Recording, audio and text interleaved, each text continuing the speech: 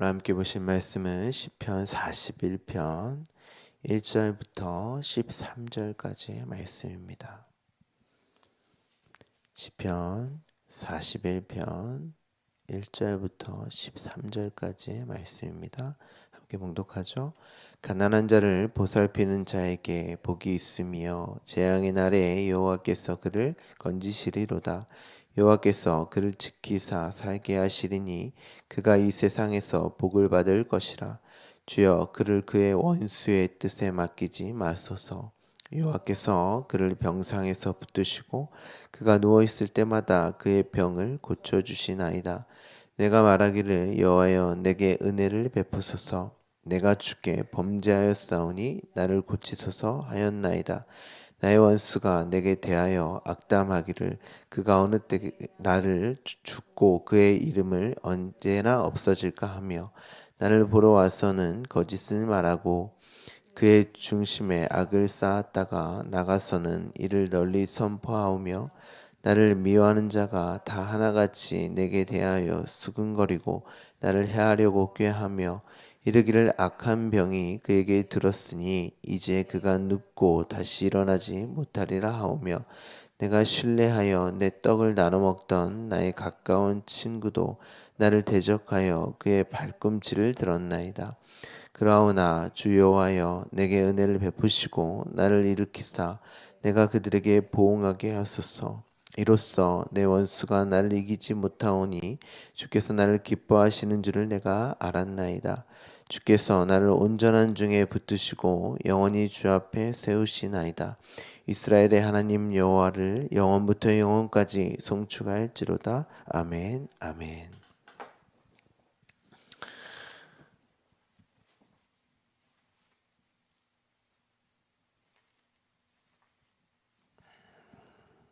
드디어 시편 41편에 왔습니다. 제가 시편은 5권으로 나눠져 있고 41편까지가 1권이라고 말씀을 드렸죠. 5편으로 이제 편집을 한 이유는 모세오경의 그 내용으로 맞추려고 이제 의도적으로 이렇게 편집이 되어 있는 것입니다. 1권은 창세기의 내용이라고 말씀을 드렸죠. 그래서 모세오경도 이제 창세기의 그 1권을 제외한 2권부터 이제 출애굽부터 신명기까지가 또 이제 4권으로 되어 있고 그 4권의 내용이 사실 신약의 마태, 마가, 누가, 복음의 그 복음서의 내용으로 이렇게 되어져 있습니다. 그러니까 이렇게 성경을 보는 이 방법을 이제 성경신학이라고 하는데요. 성경신학은 이제 항상 이제 제가 설교하는 방법론적인 어떤 하나의 그런 것인데 이제 어떻게 하냐면 성경 본문을 이제 정해지면 그 본문이 뭐 구약이 됐든 신약이 됐든 신약의 그 본문이 항상 구약에 다 있습니다. 구약에 있는 내용은 또 신약에 다 있고 그리고 이 내용을 선지서나 사도 바울의 서신서로 다시 찾아봅니다. 그 내용의 해설서 같은 거죠.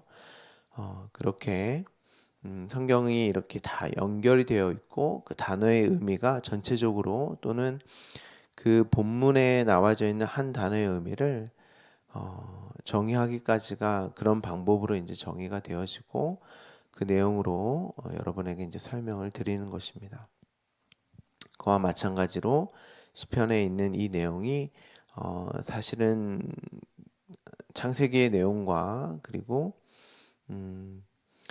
또 모세오경의 그 창세기의 그 한 권의 내용이 출애굽기부터의 그 신명기까지의 내용에 또 다 이렇게 연결되어 있습니다. 그러니까 여러분들이 창세기에 보면 아브라함, 이삭, 야곱, 요셉 4대 만에 이렇게 되어 있죠.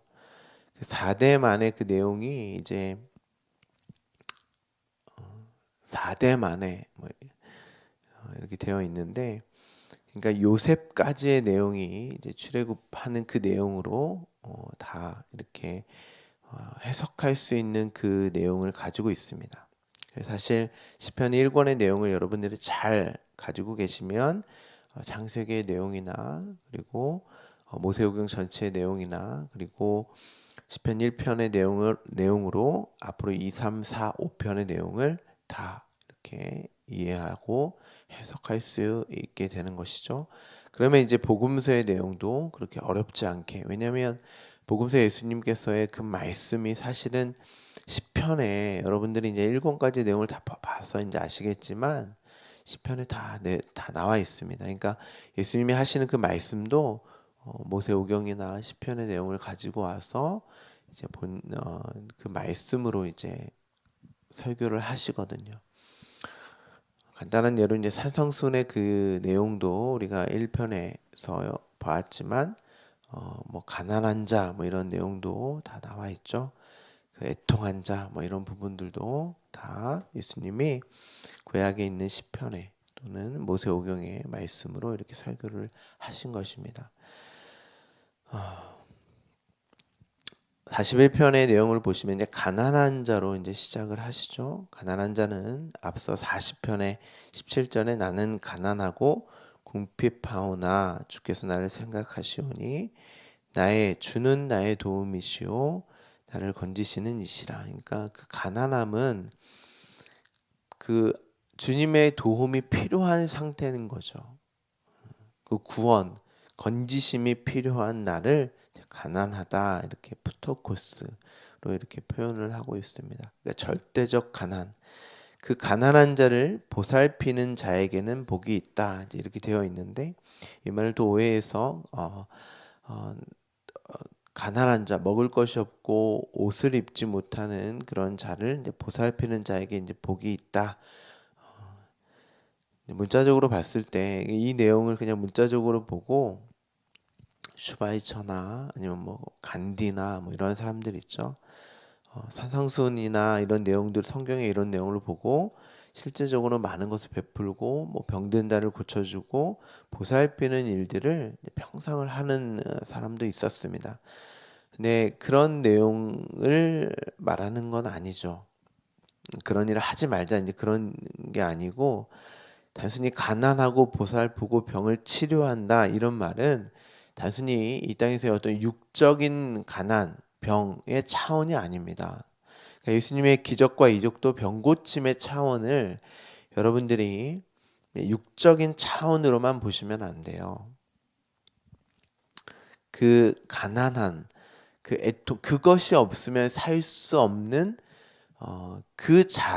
내가 1차적으로 그 자잖아요. 그러니까 나를 보살피는 건 내가 하나님의 도움이 없으면 살 수 없습니다라고 하는 그 기다림, 그 나의 그 죄와 허물로 죽은 나의 죽은 모습에 직면함에 나는 이러한 상태이기 때문에 그 생명이 반드시 필요합니다. 하나님의 도움이 반드시 필요합니다라고 하는 그 1차적인 이웃은 나란 말이에요. 보살필 상태에 있는 그 존재가 나란 말이죠. 그러니까 기도라고 하는 것은 그러한 나를 먼저 1차적으로 발견하고 보게 되고 그리고 하나님 도와주세요 하는 게 가난한 나예요. 나를 보살피는 거예요. 그리고 그 말씀이 있으면 당연히 여러분 그 생명 절대적 가난에 있는 그것이 해결되어지면 하나님으로부터 나는 그 생명이 필요하고 하나님이 그걸 늘 내가 그 자리에 있고 하나님은 그 자리에서 나를 늘 생명으로 은혜로 나를 돌보시는구나 공급해 주시는 것이구나 그게 의이구나 하고 그 의를 갖게 되면 1차적으로 나를 그렇게 보게 되고 그리고 나와 관계되어져 있는 모든 것들을 다 그렇게 보게 된단 말이에요. 나와 관계 맺는 모든 사람들, 상황과 환경들 이런 것들이 하나님의 의를 구하는 그래서 먼저 그 나라와 의를 구하라고 하는 거예요. 그 나라는 당연히 하나님 나라라고 하는 게 여러분 그냥 땅 이런 그 천국 이런 얘기를 하는 게 아니고 바실레아는 통치입니다. 통치. 하나님의 통치와 다스림, 그러니까 하나님의 의를 구하는 거. 그게 의니까 하나님이 하나님 자리에서 하시는 것은 피조물, 당신이 창조한 그 창조 피조물에게 창조주신 당신의 생명을 끊임없이 부어주시는 것, 그게 하나님의 의란 말이에요. 나는 하나님의 도움이 없으면 살 수 없습니다. 그 의를 구하라. 그 통치와 다스림을 구하라. 그러면 반드시 하나님의 나라를, 의를 구하는 자는, 그 가난한 상태에 있는 자는 그와 모든 이 땅의 삶의 그 모든 현실이 그 복을 구하는 것으로 인식하게 되어 있어요. 여러분의 가정, 직장, 부모와의 관계, 자녀와의 관계, 모두 그 의를 구하는 관계로 되어 있습니다. 근데 그렇게 맺지 못하고 그냥 이 육적인 관계를 맺으면 하나님이 그거 다 끊어버린다는 거예요. 그렇게 맺으라고 준 관계가 아니라 너에게 의를 구하고 하나님의 그 도움, 그 부토코스, 가난한 자에게 반드시 필요한, 그거 없으면 살 수 없는 그것으로 구하라고 너에게 이 인생과 삶을, 그 관계를 허락했더니 엉뚱하게 율법의 그 관계를 맺으면 안 된다는 거죠. 그 자가 복이 있다. 자, 재앙의 날은 당연히 그 가난을 가난으로 보지 못하고 그 의를 구하지 않는 그 상태인 거죠. 이 재앙이 앞서 애굽의 10가지의 재앙이에요. 그 장자의 죽음.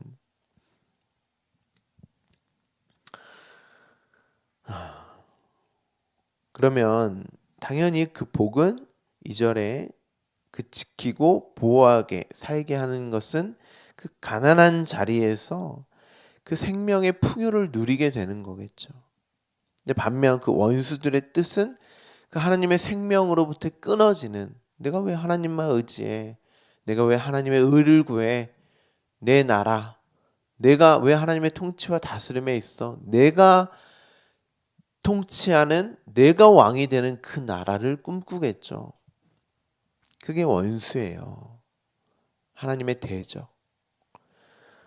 자, 3절에 보시면 이제 병상이라고 되어 있는데요. 이제 병이 어떤 질병의 의미도 있지만, 그래서 이제 율법에 보면 수많은 질병들이 있죠. 그리고 10가지 재앙 중에 많은 질병들이 이제 등장을 합니다. 여기 보면 이제 병상, 그 질병은 단순히 어떤 육체적인 질병으로 나타나지만 그게 아니고 이제 부정한 것, 이런 의미입니다. 부정한 것.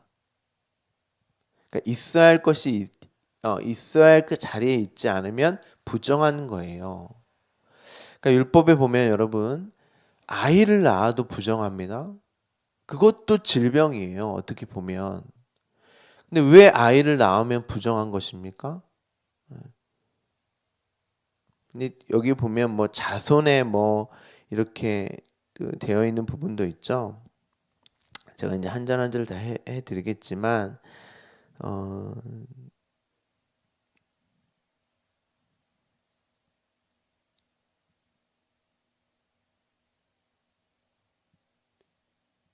개역개정에는 그렇게 번역이 안 됐는데, 여기 5절에 나의 원수가 내게 악담하기를 그가 어느 때에 나 죽고 그의 이름이 언제나 없어질까 하며, 이렇게 되어 있는데, 원문으로 제가 확인했을 때 이게 이제 자손을 낳지 못하게 하는 그런 내용들이 있습니다. 그러니까 진짜 낳아야 할, 이제 주일날 예배를 드리신 분들은 알겠지만, 우리는 교회는 하나님은 당신의 자녀 아들을 낳고, 또 아들, 교회는 예수 그리스도를 낳는단 말이에요. 그래서 이제 요한계시록 같은 데 보면 여자가 아들을 낳죠. 여자는 항상 교회입니다. 근데 율법에 보면 여자가 아이를 낳으면 부정해져요.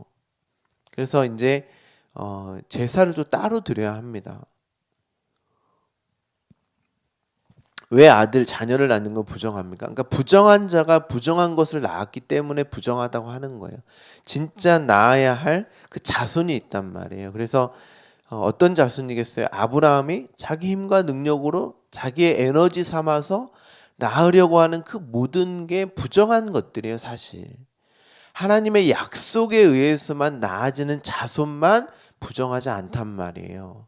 근데 자꾸 인간들은 자기의 나라, 하나님의 의와 통치와 다스림의 그 나라 의를 구하여서 그 은혜로 나아지는 그래서 이제 사도 바울 같은 경우도 내가 나의 모든 것은 하나님의 은혜다. 은혜로 나아지는 나여야 하는데 그게 아니라 자꾸 엉뚱한 하나님의 통치와 다스림의 그 생명을 갖는 내가 아니라 내 에너지, 나의 노력과 나의 수고와 그러한 아들, 자손을 낳아서 자꾸 하나님께 가지고 들이미는 거죠. 이거 인정해 주세요. 하나님은 그거 부정하다. 그래서 여기 보면 그의 병상이라고 되어 있는데 이게 이제 부정한 자리예요. 침상. 우리가 예전에도 시편에서 한번 배웠죠. 침상. 침상은 항상 그 신랑과의 온전한 연합의 자리란 말이에요. 야다. 동침하다. 신랑을 알게 되는 하나님이 누구신지를 내 신랑이 누군지를 알게 되는. 그래서 이제 창세기에 보면 신부는 신랑에 의해서 존재되어지고 그와 연합해서만 살아갈 수 있는 존재란 말이에요. 그래서 아담의 갈비뼈는 이제 반쪽이에요. 반쪽으로 신부가 나오게 되는 거예요. 원래 하나란 말이에요.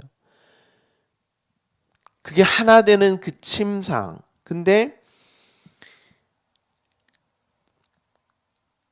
여기서 이제 그가 누워 있을 때마다 그의 병을 고쳐주는 게 어떤 병에 걸려서 병상에 누워 있다 이게 아니고 부정한 그걸 알지 못하는 침상, 부정한 자리, 신랑과 연합되지 못하는 침상, 하나님을 알지 못하는 그 침상.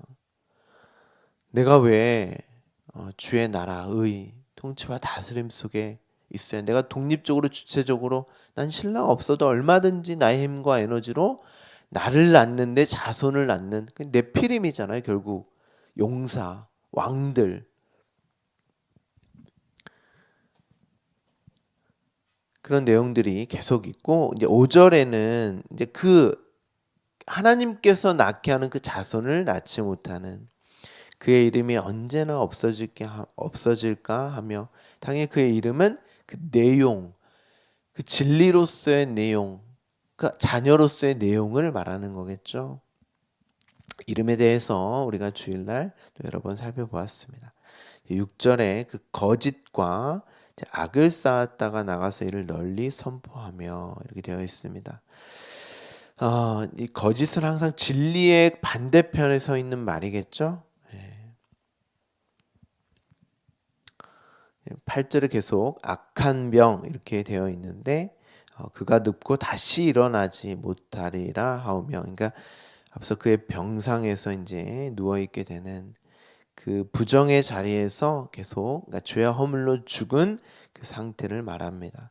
그래서 이제 여러분들이 이제 그 구약에 보면 이제 왕들이 대부분 이제 뭐 침상에 누워 있고 병들어 있고 막 이런 일들이 나오잖아요. 그래서 거기서 고침을 받기도 하고, 그러니까 이것이 단순히 어떤 그 왕들의 병듦의 사실이기도 하지만 이스라엘의 상태에 항상 왕들은 대표예요, 대표. 그러니까 이스라엘 전체의 부정함의 표시입니다.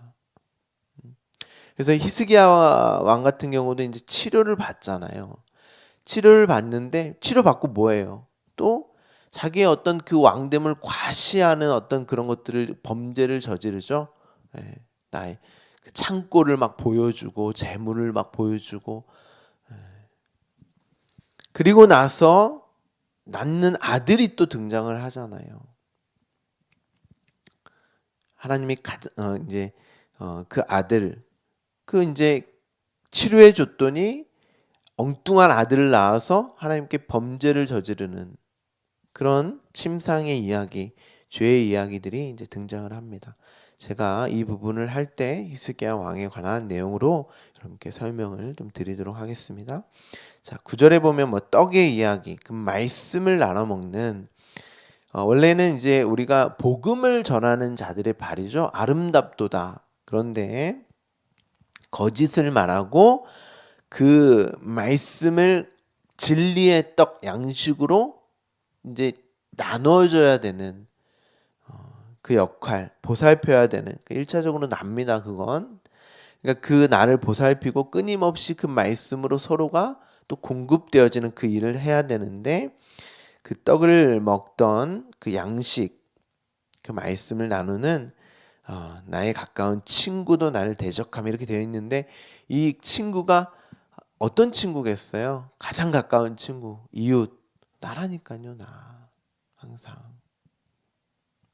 그리고 또 말씀드리지만 이게 제대로 되어 있지 않으면 내 밖의 이웃, 또 친구, 그러니까 친구라는 것은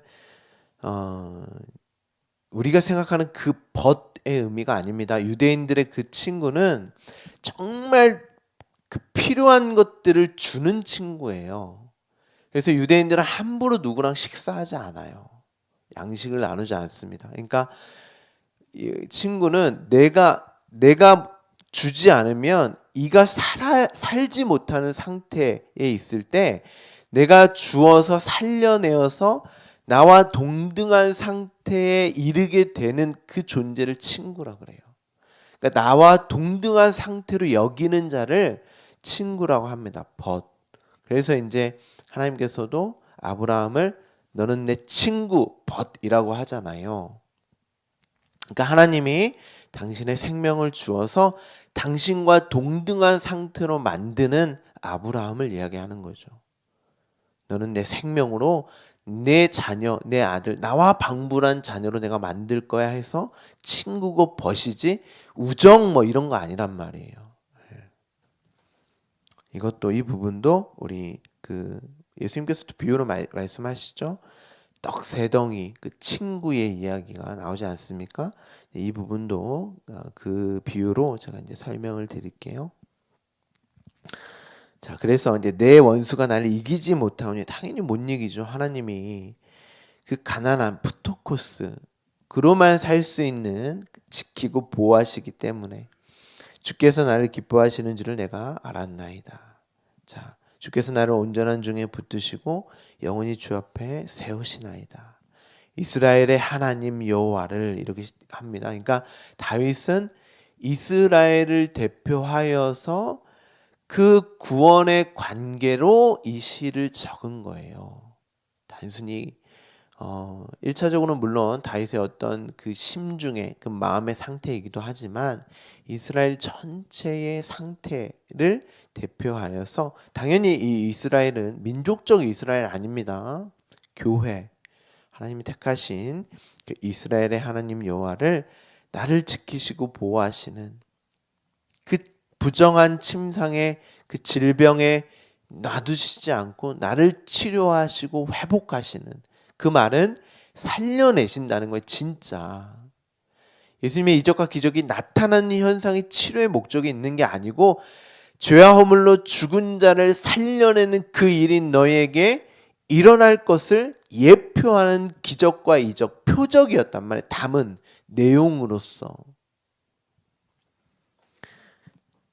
이스라엘 하나님 여호와를 영원부터 영원까지 성축할지어다. 내가 살아나게 되었다. 영원한 생명을 내가 보게 되었다. 갖게 되었다.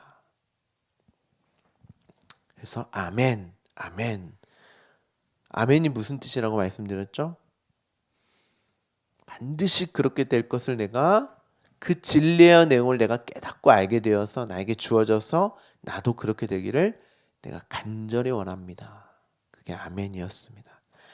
자, 우리가 내일부터 또 한 절 한 절 또 살펴보도록 하겠습니다. 오늘의 여러분의 삶이 그 부정의 침상에서 오늘도 원수인 나로 보고 가는 그러함이 아니라 하나님과 나를 붙드시고 지키시는 그 정말 하나님을 아는, 하나님과 연합된 그 신랑과 신부된, 그걸 이제 혼인 잔치거든요. 기쁨과 감사함에 넘치는 여러분의 삶이 그 잔치가 되기를, 또한 그것을 아멘으로 고백하는 여러분 되기를 간절히 소망합니다. 기도하겠습니다.